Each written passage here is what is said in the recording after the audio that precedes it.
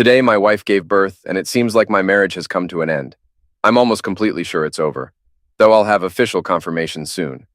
Normally, this would take a while, but the hospital is hurrying the DNA test due to special circumstances. I doubt the outcome will change anything, though. As I sit in a bar just 10 minutes away from the hospital, my phone keeps going off on the table. I keep glancing at the screen, even though I know the doctor won't call for a few more hours at least. I'm ignoring calls from my wife, kids, and in-laws. I'm pretty sure they all want to know what's happening, and honestly, so do I. The baby is adorable, with blonde curls like her mother. She weighed 7 pounds, 12 ounces, and measured 19 inches long at birth, a perfect full-term baby. But according to my wife, she was premature by about 6 weeks. I don't have a medical degree, but I'm not stupid either. A baby born that early wouldn't look as perfect in its development and coloring. My wife lied big time, and now that I'm seeing things clearly, I know my biggest fear has come true. The child she's claiming is mine is actually my late best friend's. The waitress brings my 5th shot of Jack Daniels. At this rate, I'll spend $150 on a bottle that usually costs $25. But honestly, I don't care. I sink back into my numbness. The Three Amigos feels like a lifetime ago, especially for Gary. He, Tracy, and I were like a trio from the time our families moved onto the same block, all within a 2-year span when we were around 5 years old. Gary's family and mine moved in during the summer, and Tracy's family joined us the following spring. Gary and I were already close, but Tracy blended in perfectly, being quite the tomboy back then. She could outrun me and outmuscle Gary, and there wasn't a sport or game we played without her. While other girls played with dolls, Tracy was out playing kickball or stickball with us guys, and she held her own. As we hit our teenage years, things changed a bit. Tracy especially transformed physically. She went from a skinny blonde with long pigtails to a young lady with developing curves, silky hair, and a new shape. Both Gary and I noticed, but we kept quiet about it, afraid Tracy might knock us down if we said anything. A year later, Gary occasionally wasn't around for some reason, and I didn't really mind those times. Tracy and I felt closer during those moments, both physically and emotionally. One summer Sunday afternoon, when Gary was out with his family, Tracy and I sat together on my porch swing. I can't recall what we were talking about, but suddenly she leaned over and gave me my first kiss. "Wow," I whispered, unable to say anything else. Tracy blushed as we locked eyes. I reached for her hand and we sat together, rocking. The next day, Gary was back, and if I hadn't been part of the kiss the day before, I wouldn't have believed it happened. Tracy acted like nothing was different. At one point, I tried to hold her hand, but she calmly pulled away. I was confused. As our freshman year's Christmas dance approached, I thought it was the right time to ask Tracy officially. One day, as we walked home from school, I mustered the courage to ask, Trace, if you're not busy next month, would you like to go to the Christmas dance with me?" Tracy, who was walking between Gary and me, suddenly stopped, making us halt too. I noticed Gary smirking as we paused. I'm already going with Gary. He asked me yesterday, Bobby." Tracy seemed uneasy, Gary grinned, and I felt like I'd been punched in the gut. "Sorry, Bobby, you were too slow," Gary chuckled.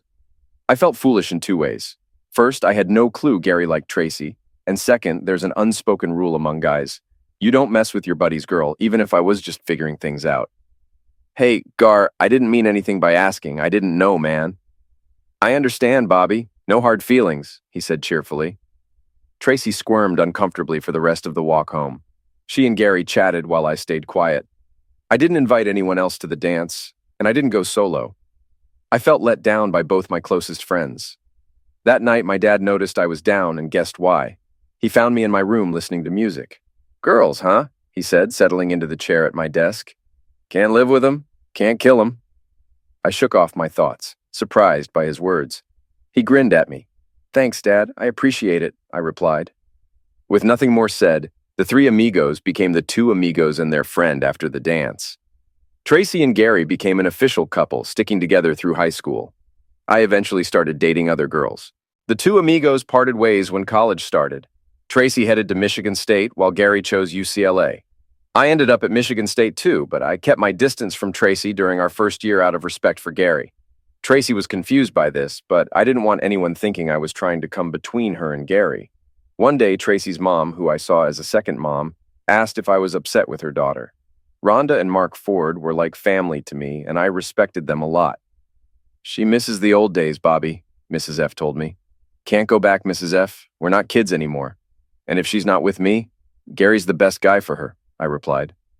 Things stayed the same sophomore year, but near the end of junior year, Tracy invited me to her sorority formal. I was surprised and cautious. Tracy, aren't you still with Gary? I asked. I don't want to cause any issues. Gary and I split after summer, she said. He's staying in California for law school and didn't want to hold me back. Law school? Gary? That's unexpected, I said. Our first date was uncertain. She asked for a second, and by the fourth, we were intimate. I noticed she wasn't innocent, but I wasn't either, so I let it be. We dated for 2 years before tying the knot. Despite my reservations, Gary stood by as my best man. It was awkward having the guy who used to date and be intimate with your spouse as your main supporter during the wedding ceremony. After the wedding, Gary returned to California, and I didn't think much about him for over 2 decades. Our daughter, Kaylee, arrived 2 years after our marriage, followed by our son, Jeffrey, 2 years later. We learned from my mom that Gary would be visiting home soon. Our parents still lived nearby, and Mrs. Prescott mentioned to my mom that Gary was coming back to bid farewell. He had cancer and wanted to see his folks while he still had the strength. My mom proposed organizing a gathering for him to see old friends and family, which Gary's mom agreed to. Despite being in the early stages of treatment, Gary looked relatively well, though his deep sadness was apparent. He was alone, divorced twice, and childless. The three of us, Gary, Tracy, and I, spent hours discussing life, particularly his, and how it would conclude. Towards the end of the evening, Tracy proposed an idea that would later strain our marriage. How about we come out and care for you until it's time for hospice? Tracy asked Gary. Both Gary and I were taken aback by Tracy's proposal. It wasn't something we had discussed before, and initially I wasn't sure how we could make it happen. He's our oldest friend, Bobby. Who else could do this? Tracy argued. But the doctors say I might have several months before I need hospice, Gary pointed out. You guys can't just drop everything to take care of me. You're already supporting 2 kids in college. I work for an insurance company that values family leave, Tracy explained. Bobby can use his vacation time and we can make it work. That might only give us a couple of months, hun, I replied. It's not enough. Well, we could take turns and stretch it out to 4 months. I can manage on my own the rest of the time, Tracy suggested. I didn't like the sound of this plan. While I knew Gary was our oldest friend, Tracy had just volunteered to spend several months away from me and our home to care for him. Since she made the offer in front of Gary, backing out would make me look like the bad guy. Still, Tracy, that's a big commitment, I began, but she cut me off with a glare. That's settled. That's what we're going to do, she declared. I swallowed hard and stayed silent. That night, as soon as I walked through the door, I couldn't hold back my frustration. What's going on, Tracy? You're just going to leave me for months to take care of an old flame? You're so selfish, she yelled. Is this about him sleeping with me before you? I slept in Jeffrey's old room that night. It took us 3 days to reach an agreement on helping Gary, which basically meant Tracy got her way, and we did exactly as she promised Gary.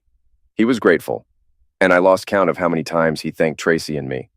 After the first month, I couldn't help but feel guilty for my initial reaction. After the first month, I was pretty worn out from juggling work, taking care of my home, and assisting Tracy with Gary, who had his good and bad days. By the second month, I started feeling something was off between Tracy and me. I figured she must have been tired too, with everything she was doing for Gary, sometimes more than I thought was necessary. So I didn't dwell on it too much. But I couldn't help noticing the subtle exchanges between Tracy and Gary, like they had their own secret language. Things went downhill even more over the next couple of months. There were times I felt like I was intruding on their time together. I also noticed Tracy was a bit distant during our intimate moments. After a week apart, I was eager to reconnect, but she seemed disinterested. I figured it was probably due to exhaustion, both mentally and physically. After 4 months, I had used up all my days off, and even though Gary's health was declining, I knew he still had some time left. Tracy would have to handle everything on her own, and I had to come to terms with being alone for a month or more. When I ran out of time off, our daughter Kaylee stepped in to help, which I thought was wonderful since Gary was her godfather. She spent 2 weeks at different times assisting her mom. About a month later, Gary had to move into hospice care, and within another month he passed away. I flew back to California for his funeral. Tracy was devastated, just like Gary's parents. They couldn't thank Tracy and me enough for all our help, but I redirected most of the gratitude to my wife. When Tracy returned home, she seemed distant with me at first, which I figured was due to her grief. Then, out of nowhere, things changed, and for the next 3 weeks, we were intimate every single day. It felt like we were young again. A month later, Tracy shocked me by coming out of the bathroom with a positive pregnancy test. I should have been surprised by her lack of surprise, but I was too stunned by the news itself. Tracy and I were both 45. Our kids were 22 and 20, and... Wait, wasn't she on birth control? I'm sorry, baby, but I forgot my pills when we went to California. And once I stopped taking them, I never started again when we got back. And you know we're against termination. We can handle this together, just like before. I found myself agreeing with her, though I was in disbelief. Wow, I was going to be a father again. For about a week, I couldn't wipe the grin off my face. And with Tracy's increased libido, we were intimate every night, sometimes twice. It was almost overwhelming, but in a good way. When my daughter came home for a long weekend, she and Tracy went out shopping for baby and maternity stuff. We'd already gotten rid of all our old baby gear. They came back all excited and joking, and I ended up lugging in a bunch of bags from the car. The girls whipped up a quick dinner, and we all chuckled as Tracy shared her thoughts on the differences between the things she bought today and what was around a couple of decades ago. She mentioned feeling a bit awkward in some of the maternity clothes because they seemed more suited for women 10 to 20 years younger. Well, Mom, it's not your fault if you're a MILF and someone took it too seriously, Kaylee joked. As I thought about Kaylee's comment, Vertical Bar noticed Tracy giving her a quick frown. It struck me that Kaylee said someone instead of dad. It wasn't just a passing remark, and it made my stomach churn. It brought back some of the discomfort Vertical Bar felt when I visited California to help with Gary. I kept my thoughts to myself, but stayed alert for the rest of the weekend. I heard a few more comments with double meanings, and I wondered if my daughter was aiming them at me or my wife. I tried to subtly find out when Tracy was out of the room, asking Kaylee how she felt about becoming a big sister again. I could tell she was thinking hard about how to answer. She avoided eye contact for about 30 seconds, then let out a giggle before trying to cover it with a fake cough. I think it's cool that Mom is still so hot, and you're like the man, she said, looking uncomfortable and quickly leaving the room. I reached for a couple more Rolaids from the pack I'd started carrying around. Tracy kept growing bigger, and I thought she looked more lovely every week, even though I still felt uneasy. I couldn't quite figure out what was bothering me. Or maybe I just didn't want to think about it. A few months later, while I was at work, I got a surprising call from Tracy. She'd taken time off from her job after returning for just 3 months. "Hey, Dad, mind giving me a ride to the hospital today?" she asked in a flirtatious tone. Since I thought Tracy was only around 6 or 6.5 months pregnant, and she sounded incredibly seductive, I wasn't sure what she was asking. "Why the hospital, honey? Is something wrong?" I asked, feeling more than a little worried. "Well, babe, my water broke, and I just don't feel like walking to the hospital," she purred. "Oh, crap," was all I could think to say. I grabbed my keys, quickly told my boss the news, and rushed out to my car. Although I lived 15 minutes away from work, that day I made the drive in just 12 minutes. I couldn't shake the feeling that Tracy was too calm for someone who was only 6 or 6.5 months pregnant. Premature birth isn't good for the baby's health. When I got home, Tracy seemed surprisingly relaxed, but I was more nervous than I'd ever been with our first 2 children. 10 hours later, I became the father of another beautiful, seemingly perfect daughter, or so I thought. I felt sick to my stomach, and then some. After the nurse took the baby to clean her up, she started to hand her to me, but instinctively I pulled back, much to the nurse's surprise. "This baby was full term, right, Doc?" I whispered, barely audible. He glanced at me, then over at Tracy, who was still being cleaned by another nurse. They shared a look, and then I noticed Tracy subtly shake her head. "I'm sorry, Mr. Marsley, but I can't discuss the baby's health with you. You're not authorized on the privacy list. It's a HIPAA regulation," he replied. I'm not proud of what I did next, but I lost control. "To hell with HIPAA!" I yelled, causing him and every nurse in the delivery room to startle. "If that's my kid, I have every right to know about their health. And if she's not mine and you know it, you can't legally list me on the birth certificate without my consent. And let me tell you, you definitely don't have it. Now get me a damn DNA test."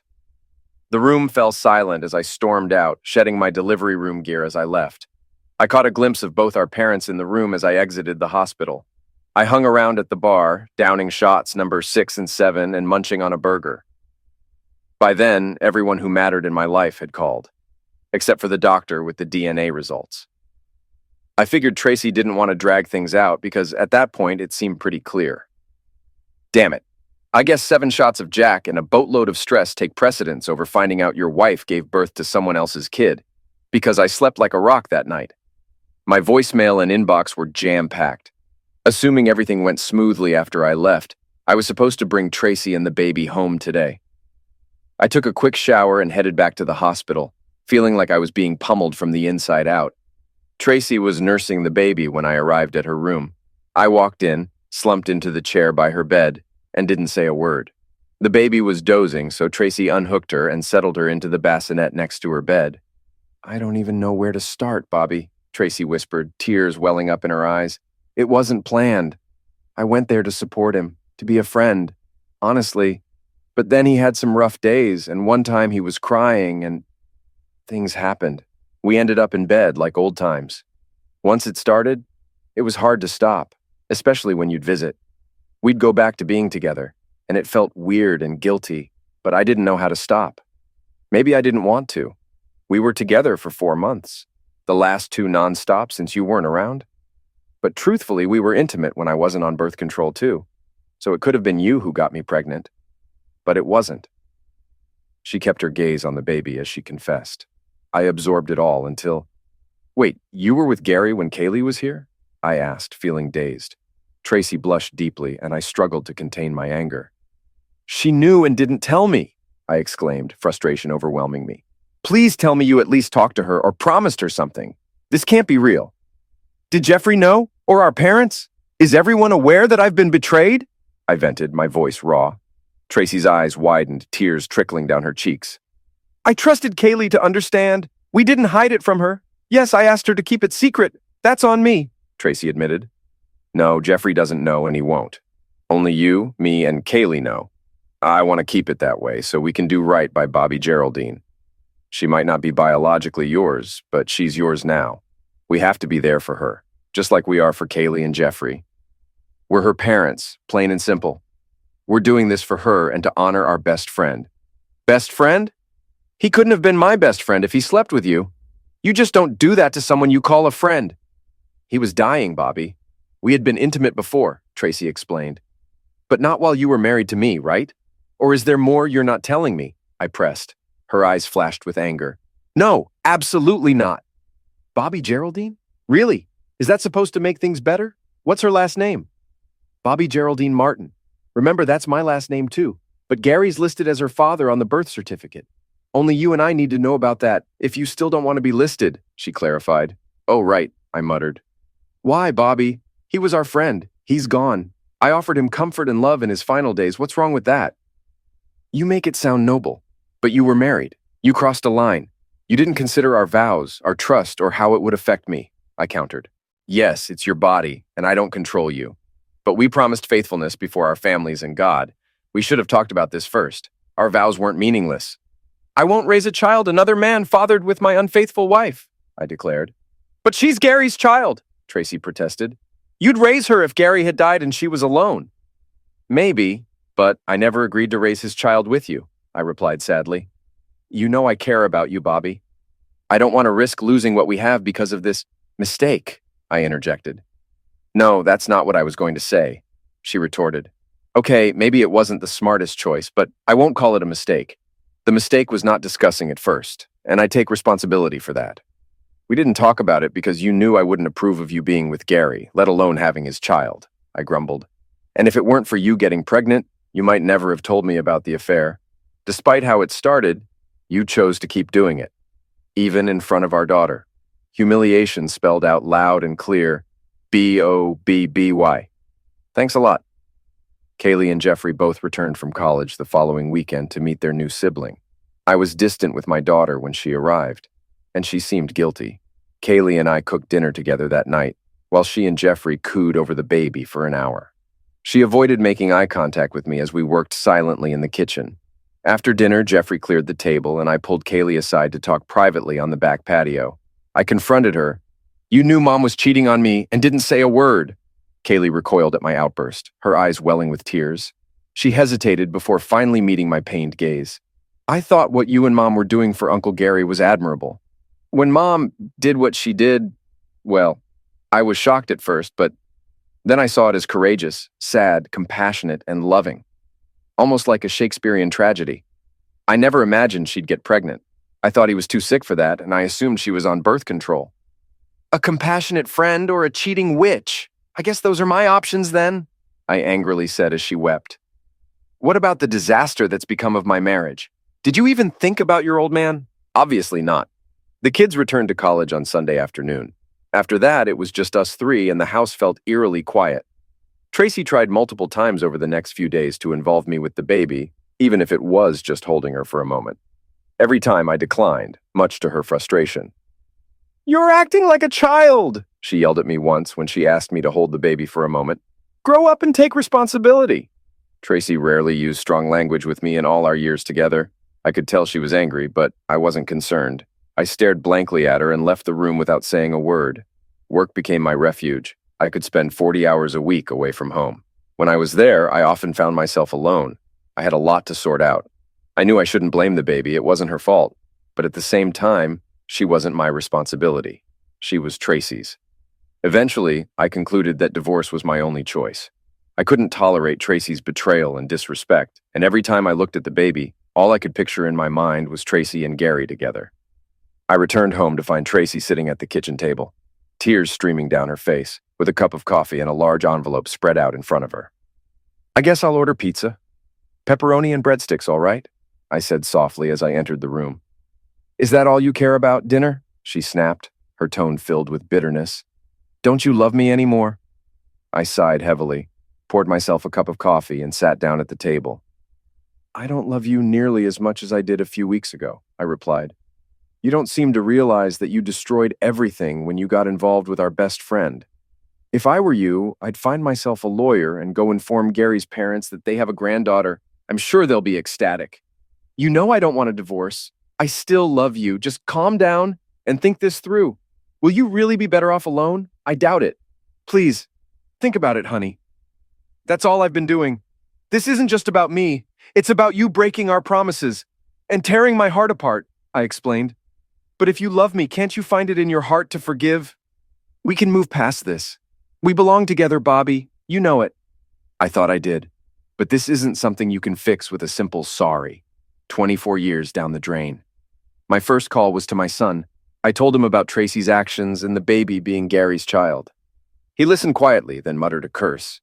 I informed him that I had filed for divorce. "I hope so, Dad. That's terrible." "What was Mom thinking?" He tried to comfort me.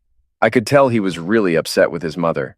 I reassured him that despite what Tracy did to me, she still loved him just as much. He asked me what I planned to do about the baby. "Absolutely nothing. She's not my responsibility, neither financially nor emotionally. I'm sure things will be fine financially," I replied. "Just help take care of your sister." Half-sister, Dad, half-sister. I hadn't spoken to my parents until the day after Tracy was served. My dad was furious with both of us. Tracy for betraying me, and me for allowing Tracy to spend time alone with Gary. "You knew they had feelings for each other long ago. I can't believe you'd be that oblivious, even if you trusted her completely. Come on, boy. You know you can't trust any other guy when it comes to your woman." I had to agree with him. I should have put up more of a fight to keep Tracy away from Gary. That part, at least, was my fault. Mom saw things differently from Dad. She thought I was wrong for leaving Tracy and not trying to reconcile. "Everyone makes mistakes," she said softly while Dad sat there looking angry. "Mom, a mistake would have been if she had slept with him once. Sleeping with him for 4 months was a choice, hardly a mistake. And doing it without protection, unbelievable," I argued. "Still, Bobby, deep down, you know you still love her, and she's going to need help raising the baby. That's your responsibility, Robert. By the way, I still consider that baby my third grandchild," Mom added. The way Mom used my full name and her tone told me she was siding with Tracy. Dad glanced at the ceiling, then back at me. He knew he'd be in trouble with her later. I didn't call Kaylee. I figured she was probably Tracy's first call after being served. My assumption was confirmed when Kaylee angrily called me later that day. "Uncle Gary's dead, Dad. Forget about the affair. She can't change it now. Move forward. You and Mom still love each other, and now there's a baby involved. Step up for Mom and Bobby G," she urged.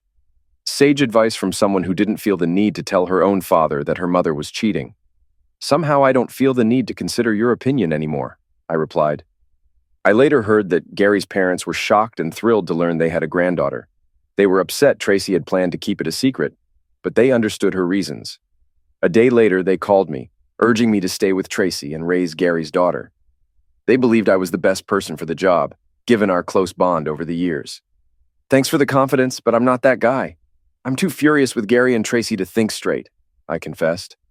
I could almost feel Gary's parents recoil over the phone, but I couldn't bring myself to feel too guilty. I was just being honest. Then came the calls from my in-laws pleading for me to stay with Tracy.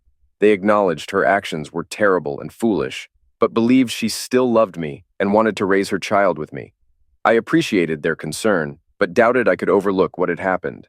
Tracy fought the divorce, and her lawyer arranged 12 joint counseling sessions. I had to go, but I wasn't about to be a pushover during them. When I entered Dr. Jocelyn McAdams' office, she seemed proper and professional.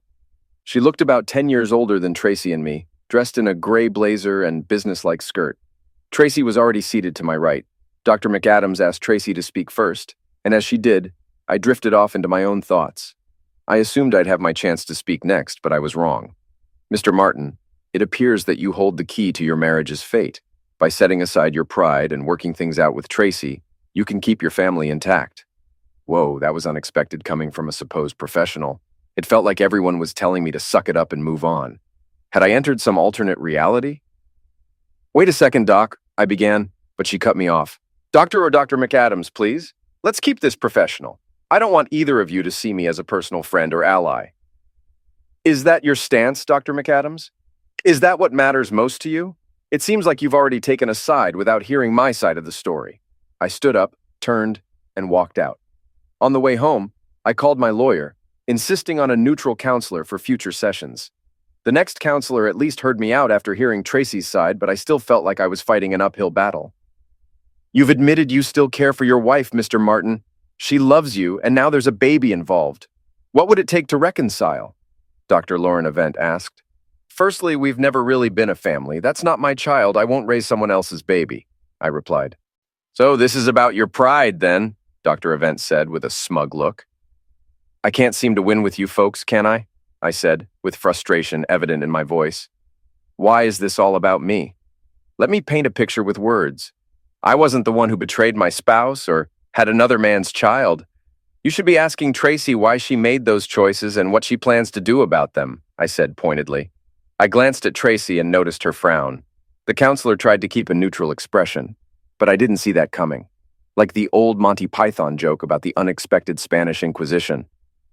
Mr. Martin, if you divorce your wife and later marry a woman with children, wouldn't you essentially be raising another man's child? Dr. Avent queried. Well, you got me there, Doc, but in Tracy's case, the child was conceived while we were married, which I think is a big difference, don't you? I responded. She nodded slightly, but she wasn't done. But since the man in question died before the child was born, aren't we just splitting hairs? Aren't you being petty about it now? Dr. Avent countered. Petty?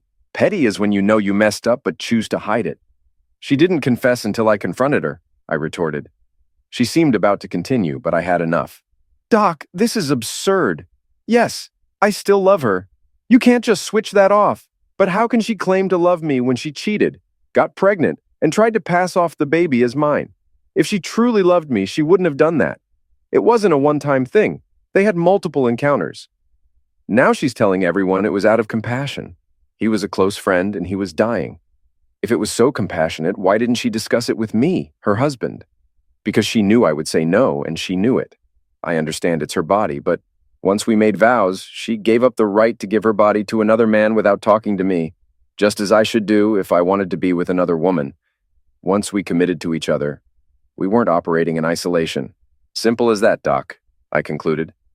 The counselor sat there, appearing like a comatose patient with her eyes open, tapping her pen on her pad. Is there enough love left for you to try being a husband and father? Dr. Avent asked. You still love your wife, and the baby's biological father is gone. Let's not make her a victim. Step up? That's a good one, Doc. Attacking my manhood, huh? My wife and our best friend tore my heart out. If he were alive, I'd punch him. My love for her is fading fast. As for the baby, it's unfortunate, but not my responsibility. Translation: there's no saving this marriage. At the next counseling session, I stayed silent except for greetings and farewells. Tracy begged and cried. "I can see you won't reconsider, Mr. Martin. I'll inform the judge," Dr. Event concluded. "Thanks, Doc." The divorce was finalized 6 months later, just before Christmas. In our no-fault divorce state, we split everything evenly. Tracy paid me for my share of the house, which was fair as she had a child to raise. Gary's inheritance helped with the house, and I provided alimony since I earned more. Though my son supported me, I knew he wanted to spend Christmas with the family, including his mother, sister, and baby half-sister. I agreed, planning to celebrate New Year's together. 2 days before Christmas, I visited my old house to drop off gifts for everyone, including my ex-wife and her baby. It wasn't much, but I didn't want to seem petty in front of my kids. Tracy was surprised to see me, holding Bobby Geraldine when she answered the door. She hesitantly let me in, surprised by the gifts. Walking into the living room, I noticed the familiar Christmas decorations, but I hadn't set them up this time. Tracy saw the emotion on my face as I looked around and fought back tears. "Want some eggnog, Bobby? Then I'll put the presents under the tree. Could you hold the baby for a bit?" I wanted to refuse, but I couldn't bring myself to do it. Reluctantly, I took the baby, her baby with Gary. I fought back the feeling rising in my stomach as she went to get the eggnog. I held the child at arm's length for about 30 seconds, then cradled her in my arm, like I used to do with my own kids long ago, and sat down. Tracy returned with 2 glasses of eggnog and sat in the other chair, smiling as she saw the baby in my arm. "You were always great with the kids, Bobby. Not every man has your touch with babies," she said softly. I smiled awkwardly. The baby was beautiful, mostly like her mother. But I couldn't shake the discomfort given the circumstances. "Can you forgive if you can't forget?" I doubted it, though many in my family disagreed. After some small talk, Tracy took the presents and began arranging them under the tree. She paused at the first one with Bobby Geraldine's name. "You didn't have to include her, Bobby," Tracy said, a tear slipping down her face. "Christmas is for everyone, babe." I couldn't leave her out. I glanced at the baby in my arms. In different circumstances, she could have been mine. I felt a lump in my throat. I couldn't blame the child, even though I despised what her mother did. It wasn't by chance that Tracy handed me the baby to hold. Tracy got emotional when she spotted the first present with her name on it. "Oh, Bobby. Really? You shouldn't have. I wasn't expecting anything. I didn't get you anything. I'm sorry." "Don't worry about it, Tracy. I just want you guys to have a great Christmas. You know, you could come over in person. You'd be more than welcome. We'll have plenty of food.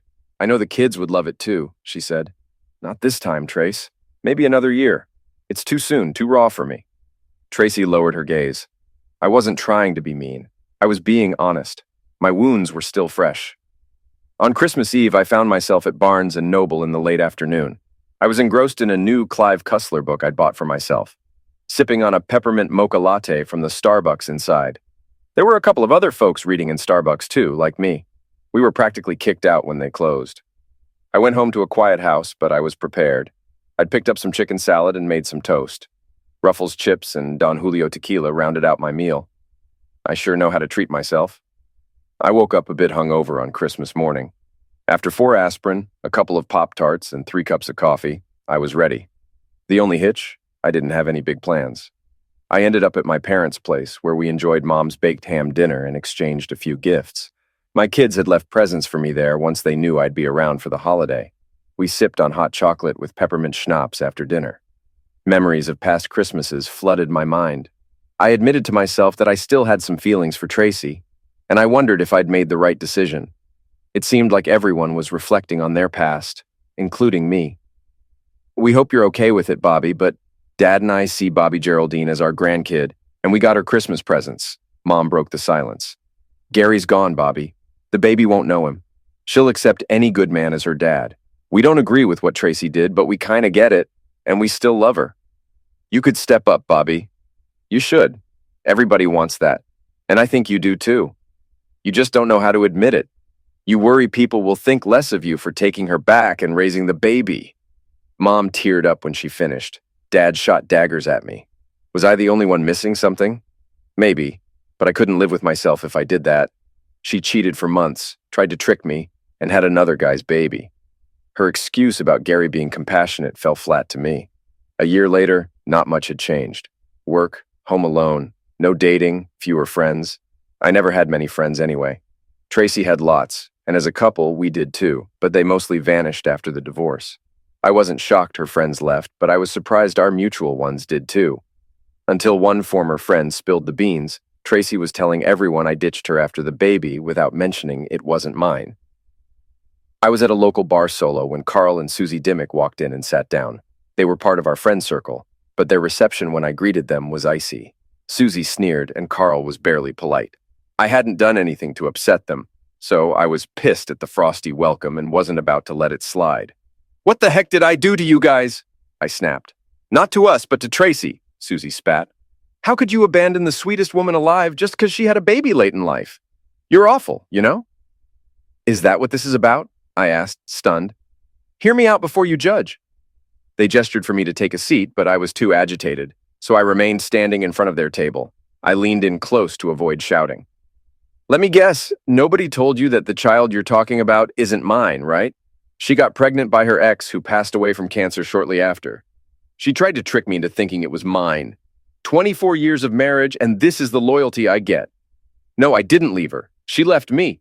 Screw her, screw both of you, and screw whatever else you believe." I left my stunned ex-friends at the table. My second Christmas as a divorced man kicked off just like the first one.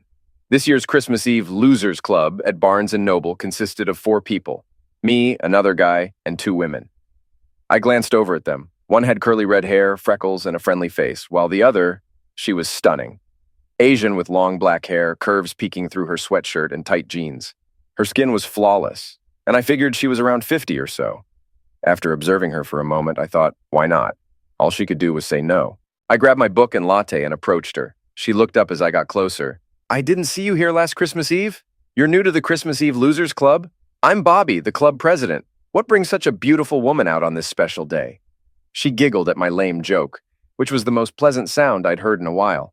Encouraged, I continued. "I know it's a long shot, but I actually have another Hungry Man dinner in my freezer that I could heat up tonight if you don't already have plans. I know we've just met, but..." I tried my best to give her an innocent look, hoping I still remembered how to do it. "Well, I don't usually do anything wild like this, but since you're the club president, and you're talking about Hungry Man, yeah, I'm in. By the way, I'm Angel Wong. Bobby Martin, club president, here to serve." I shared my address with her and told her to come over at 6. Then I headed home to get the dinners cooking. Both meals were heating up when she arrived exactly at 6. I couldn't help but think we were both a bit crazy. We sat down at the kitchen table to eat our dinners and shared a bottle of Burgundy. I opened up about why I was at Barnes & Noble on Christmas Eve, and she shared her story in return. Angel, who was 5 years older than me at 52, had been divorced for 10 years after leaving an offensive husband. They were married for 16 years, but his offense began after a decade and escalated until he put her in the hospital with a broken jaw.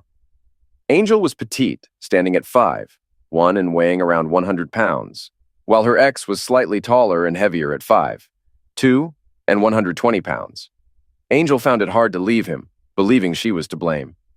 It wasn't until a counselor helped her realize she wasn't at fault that she decided to divorce him after waking up in the hospital from another fight. Her husband was convicted of battery and served 2 years in jail before disappearing from her life entirely. Fortunately, they didn't have any children. Angel confessed that she hadn't dated much since her divorce and had no family in the area. Christmas was always a tough time for her, she admitted, holding back tears. "It might have been a bit crazy for me to agree to come here tonight, but I just didn't want to be alone. And who could say no to a Hungry Man dinner?" she admitted. I was wallowing in self-pity at Barnes & Noble, but talking with Angel made me realize I still had it better than many. We settled on my couch, sipping wine and watching a few Christmas movies. We started with the Mr. Magoo version of A Christmas Carol. And I knew Angel was something special when she fully agreed with my take that Mr. Magoo was the ultimate Scrooge. After that, we watched Grinch, and by the halfway point of It's a Wonderful Life, I noticed Angel had drifted off. She looked so peaceful that I grabbed a big quilt, covered her with half, and snuggled under the other. At some point, I must have dozed off too. When I woke up, we weren't sitting up side by side anymore. Somehow we were lying down, with Angel's head resting on my chest and half her body draped over mine. I had one arm wrapped around her tightly, while my other hand found its way into a back pocket. The TV was playing softly in the background. As strange as it was, it felt so right to hold Angel as she slept for another 20 minutes. When she stirred and opened her eyes, confusion flashed across her face. I lifted my head as much as I could and gently kissed her nose. She crinkled it up cutely and then flashed me the brightest smile I'd seen in years. "Morning," she asked hesitantly. "Merry Christmas," I replied, squeezing her tighter. We lay there, both smiling, for another 5 minutes before she spoke up again. "I've never done anything like this before, I swear," she protested, her cheeks turning red. "But is it just me, or do you feel it too?" I grinned from ear to ear. "Hell yes, I'm feeling it!" She inched closer until our lips met, and we shared a passionate kiss. It wasn't long before clothes started coming off. She was even more amazing than I had imagined. I thought to myself that this situation was pretty wild. Even though I'd just met this woman, everything felt so right between us. Then, when I glanced up, I saw her looking at me, and it seemed like she was thinking the same thing. "You know, this might sound crazy," I began, "but do you happen to have any plans for today? Because I've got all the fixings for a top-notch Christmas dinner, and if I'm going to go through all this trouble, well, it wouldn't hurt to have a beautiful woman sitting across the table from me." Her smile widened, warming my heart. "I need a shower, and I didn't bring any spare clothes," she said. I smiled back. "My shower's big enough for two, and I'm sure I have a shirt or something that would fit you." Her eyes sparkled. "If you can handle seeing me without makeup, I'm in," she replied. We headed to the kitchen, and I poured us each a glass of Riesling as I started preparing the meal. "So you don't have any plans today? No family gathering or anything?" she asked. "Well, I was invited to a big family Christmas dinner this year, but I told them I had other plans," I explained. "My ex is hosting everyone at our old house. The kids, my parents, her parents, and Gary's parents. It's a whole setup. She'll make sure I hold her cute kid. All the parents will be telling me to step up, and she'll be there telling me she loves me and needs me, that we can make it work again." I said I had other plans, but everyone knows I'm lying. I told her I'd try to stop by for a bit if I could. They don't understand where I'm coming from. I didn't cheat. I shouldn't have to apologize because Tracy cheated and messed up. We had something special until we didn't. "But speaking of something special, how about we focus on us?" We both smiled. I walked over to Angel, and we shared a deep kiss. Just then, I heard a key in the door lock, and the door swung open. It was my son calling out as he entered. Angel and I froze in the middle of our kiss. "Dad?" he called out before spotting us. Oh, wow." He glanced at us kissing, then shifted his gaze to Angel's fully exposed legs. I'm pretty sure all three of us turned red. Angel hurriedly lowered her legs and stood behind me, trying to appear modest in that sweater. Jeffrey quickly turned away, seemingly to respect Angel's modesty, though I think he was just as embarrassed as she was. "Mom knows I have a key to your place, and she asked me to come here and drag you back to the house for Christmas dinner because she was sure you were sitting here by yourself being pathetic." "Well, I guess you were telling the truth about your previous engagement, and that's hardly pathetic. I'm sorry if I interrupted something." "You're not interrupting anything other than my Christmas meal prep," Vertical Bar said a bit too hastily as Angel and I exchanged embarrassed looks. "Jeffrey, can you turn around so I can properly introduce you to Angel?" "My Angel?" Jeffrey reluctantly turned around and stepped into the kitchen. It was pretty obvious that Angel has nothing under the sweater, but at least she was covered. She glanced at me, shrugged, and then embraced the situation. Jeffrey, being a typical guy, couldn't resist. He stole another glance at Angel, then gave me a nod of approval. "Nice to meet you, Angel, and thanks for being here for my dad," Jeffrey said. "It's my pleasure, Jeffrey. Your dad's pretty great," Angel replied.